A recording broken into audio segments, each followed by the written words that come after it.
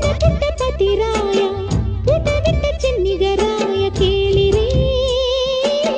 ಹತ್ತಿರಕ್ಕೆ ಬಾ ಎಂದರು ಬೇಡ ಅಂದ್ರೆ ಬಿಟ್ಟು ಕೊಟ್ಟರು ತಿಳಿಯಿರಿ ನೀನು ತಾನೇ ಆಸೆ ತಂದೆ ನೀನು ಯಾಕೆ ಜೇನು ತಿಂದೆ ಹೌದು ತಿಂದೆ ಏನು ಮುಂದೆ ನಾನು ತಾಯಿ ನೀನು ತಂದೆ ಕೂಸಿಲ್ಲದೇನೆ ತಾಯಾಸೆಯೇನೆ ಬಾ ಬಿಡಿಸು ಈ ಒಗಟನು